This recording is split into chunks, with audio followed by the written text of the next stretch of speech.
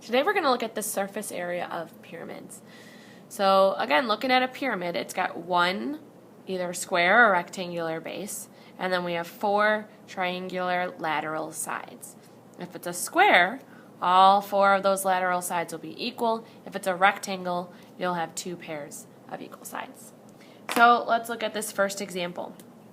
First, I'm going to just highlight the base. And I notice that my base has a 30 by 30 side, so I know it's a square, which means I'm just going to highlight one of these triangles. It means that all four of the triangles should be equal. So I'm just going to make kind of a little picture to show what it would look like. And again, as you get the hang of it, you don't necessarily need to draw the net unless you want to. But I know I have my base with the four sides. So we have our square base, and then all four triangles should be the same lengths. So our base is 30 by 30. Then if we're looking at the triangle, there's a couple of different measures that are given to us. Here it's given us our slant height. That's not the height of the triangle. Instead, we're looking at this perpendicular height on the side there, which is 40. So the height of my triangles is 40. So let's go ahead and find the area of each of these. So the area of our base is 30 by 30, which is 900. The area of our triangle is 30 by 40, which is 1,200. Divided by 2 is 600. But we have 1, 2, 3, 4 of these, which gives us 2,400 for all of our lateral sides. So our total area is going to be the 2,400 plus 900, which gives us a total area of 3,300. So 3,300 millimeters squared. All right, the second example, again, first I'm just going to identify the base. This time when I look at the base, it's not a square, it's a rectangle. We got a 9 by 6. So this time I know that all four triangles aren't actually going to be the same lengths. So I first have my base, which is 9 by 6. Now I'm going to have two different triangle measures. So first, I'm looking at the triangle that has a base of 9.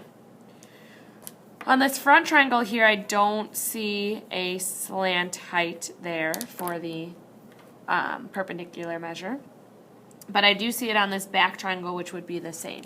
So in our triangle here, the height is 12.8. And I'm going to identify that these two are equal by highlighting them in the yellow color as well. Then I should have another pair of equal triangles, which should match up here. And that, the slant height on that measure is a height of 13.22.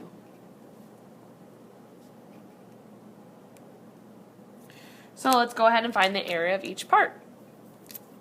So the area of our base, 9 times 6, is 54.